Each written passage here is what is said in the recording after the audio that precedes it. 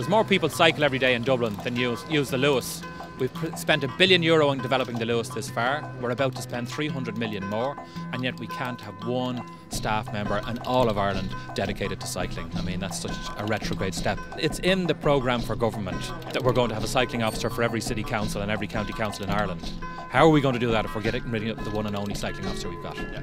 Having a cycling officer is about the city having a vision and about having one person dedicated to that vision and to driving it forward. There's so many competing interests in a city that to not have one person at least, I mean, God, the person, they should have a team around them, but to not have at least one person standing up and saying, hey, are we thinking about cyclists when we design this plaza, when we design this road, when we design this bridge? If you look at Munich, there's 40 people working full-time pushing cycling. If you look at the city of Ghent, a city of 300,000 people in the north of Belgium, you have around 19 or 20 people working full-time in cycling. Dublin has one person, the position's about to go, it's a really retrograde step. Investment in a cycling officer is not a luxury, it's essential to keep this momentum going that we've started, and it's been so successful over the last 2 years. I can see, with the bike shop, I created with this venture, 4 jobs, full-time jobs in the past 3 years, and plan to create another 2 next year.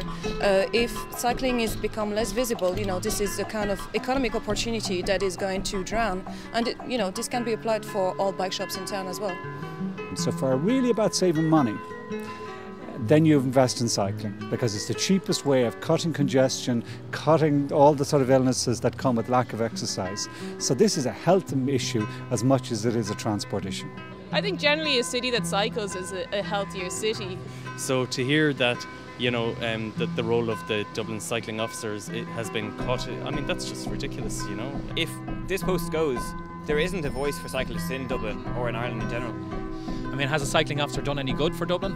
Well, we've seen Dublin Bike Scheme and what a success that is. It's the most successful bike scheme in the world, probably, but it's generating €500,000 for Dublin every year. So the cycling officer is more than paying his own way, and we want to expand that scheme. I mean, that's the plan, to go from the 500 bikes now to 5,000 bikes. So we need somebody with the expertise who understands cycling if we're going to make a success of that expansion.